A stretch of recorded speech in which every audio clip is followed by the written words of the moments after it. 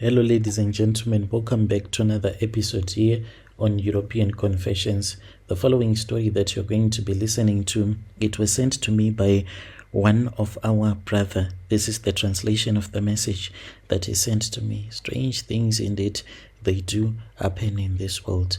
The message reads like this. Hello, how are you? Can you please post my own story as hidden identity? My name is Tinashe, not his real name. I have done a lot of terrible things, and what hurts me is that no one in the family even knows that the reason as to why my brother had to die, it was all because of me.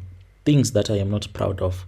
And to even think that I got married to a pastor's daughter, and even though she is prayerful, but she does not even know that her own husband did all of these things. For him to have the money that he has right now, it is because of the rituals that I did. But still, I am not proud of it, because sometimes I feel as if I am testing God. Whenever I see my wife kneeling down in our bedroom, crying unto God as she will be praying, I feel so sad, because I ask myself a lot of questions.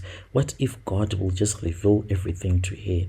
I love this woman with all of my heart. I will die if God will ever reveal to her the things that I have done in secret. So there are things that haunt me, the things that I did. So I am from Zim, but in 2015, I came to South Africa with my brother, whom I'll call Tendai, not his real name. He was a good person, full of life and hope. I had other plans, though.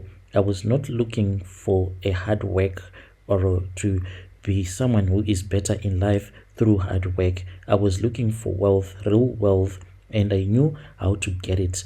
I knew that my brother was the one who was going to be the key to my fortune, and I was willing to sacrifice him for my own gain. So I don't know if your international subscribers will be able to understand that in our country we have this spirit that we call the spirit of Uvimi, a man who is born with a spiritual gift whereby they are able to make a lot of money, a lot of it. So my own brother, he had that same spirit, a hunting spirit that was making him to be able to make money, even though he was someone who did not even have any work experience or anything. He was just making money, and he was loved by a lot of white people that he was working for. So I knew that I wanted that same spiritual gift that he was born with. I wanted that gift ever since the time that we had gone to this other prophet.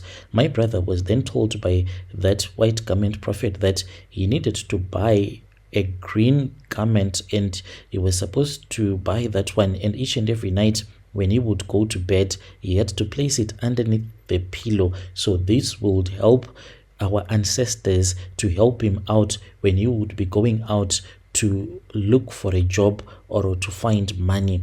Just like the way that they used to hunt for wild animals, they would help him to hunt for money. I wanted that gift, because when we went there, I thought that I was the one who had such a gift in the family. But no, I did not have that gift. So when we came here, I started speaking with different sangomas. Specifically in September 2015, I was in Pretoria when I met a sangoma who told me that he could help me to get that gift from my brother. And then if I was going to help him, he also said that I was supposed to.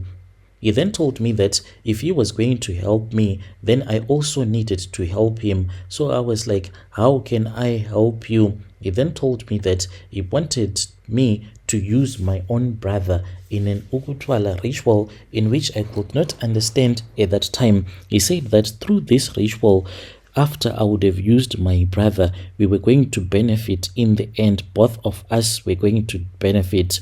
And at that time, that was when I took my brother to this other tavern, for I knew what was going to happen. We went to that tavern. I knew that my young brother, he was a woman who loved beautiful women. Already there was this other woman who did not even know that this was part of the ritual that she was also getting herself involved in. She had been told that she was supposed to go to the place where She was told that the moment that I was going to leave the tavern, leaving my brother behind drinking his alcohol, she was supposed to go and sit with him. Later on, there were some guys that had been hired that were supposed to come and fight with my young brother, and that is exactly what happened. I left the tavern, but I did not go very far, for I was supposed to wait for him. They were supposed to attack him first, then I'll come back running as if I was coming to rescue him. So whilst he was with his newfound girlfriend, the boys then attacked him and told him that he was sitting with their girlfriend. He tried to fight with them since they were young, and he did not know that there were other elder guys that were waiting with some weapons. They attacked him, and unfortunately that is when he became disabled, and he was in his wheelchair until the day that he passed away. He was just helpless. He was weak, unable to walk, unable to speak clearly. So at that time, he stayed for a very long time in hospital, and after he had been discharged from the hospital, he said that he did not want to return back home because as someone who was disabled, who was going to take care of him,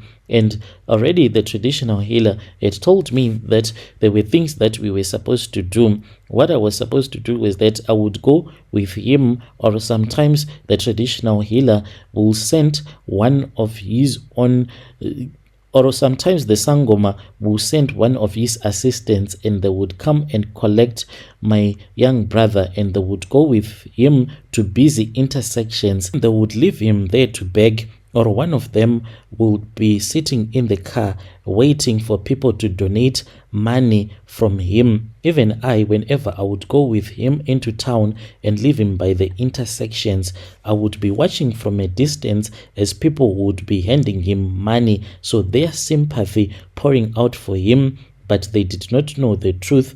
Every coin, every note that they would give him, it was not just money, it was their luck, their fortune, and it was coming to the Sangoma, and it was coming to me. I started picking up money left, right, and center. For 4 years, from 2015 to 2019, I made him to beg at different intersections around Pretoria, always moving around with him. Sometimes it was at a robot near Menlyn, other times near Sunnyside, always somewhere busy, somewhere where we could collect as much money as possible within a short period of time. Then you will be taking the luck from the people that would have donated the money from him. People were thinking that they were helping a disabled man, but they had no idea that they were just fueling our rituals and feeding me and the Sangoma. The money was a lot that we were getting. Each and every time that someone will donate 110 rand, then it will be doubled. So the way that this money will double, it will be taking money from you, the money that you were supposed to get in the future. It will be taken away. You will start to experience bad luck. You would be followed by spiritual energies that were negative, and we kept on making money just like the Sangoma had promised me. During those years, I was living very well. I had everything that I needed. I bought a car. Yes, to some people they will say that it was just a small car. I had my own Toyota Corolla that I bought with this money that I was getting, just picking up. I was even renting a nice apartment in Hatfield, and most of the people, they actually thought that maybe it was because of the blessings of the Lord, but yet I was using my brother. As for my brother, I had been told by the Sangoma that he was not supposed to enjoy life, because if he was going to enjoy life, then we were not going to be able to make money. So I had rented out a small cramped room, and he was barely surviving whilst I was flourishing on the life that he was collecting for me in the Sangoma. The money that he was making, I would tell him that it was for his medication. He was grateful. I did not even make him see that I had bought a car. I did not want him to know that I was renting a beautiful apartment. So in February 2019, that was when he fell gravely ill, and the Sangoma then said that his time was up. He was done. I was supposed to return back with him to Zim. He was weak, for he was on the verge of of death. He said that you do not want him to die here. Let him go back and die back home. So I then spoke with some bus drivers, and I then went with him back home, and I left him there, and I returned back to South Africa. As for him, he passed away. It was on May 14, 2019. I did not even mourn for him. I did not even cry, for that was what the Sangoma had told me. He had given me instructions for the final ritual. He told me to wait until midnight and to visit my brother's grave with a black cloth, a bottle of oil, and a chicken's heart. I followed the instructions exactly, knowing that I had to do this, otherwise I was going to lose my own mind because of what we had been doing to him. So it was on June 1st, I also went to my brother's grave, and when I went there, I did the same ritual again, just like the Sangoma had told me. After I had done those rituals, the Sangoma called me and he said that he wanted me to return back to South Africa, for there were other things that we were supposed to do, but I could not return back. I used some of the money to start my business here in our country, and after that I started to go to church, and then I got married to the pastor's daughter. Dear listeners, right there was a message that was sent to me by one of our dear brother. Strange things indeed, they do happen in this world. Yo.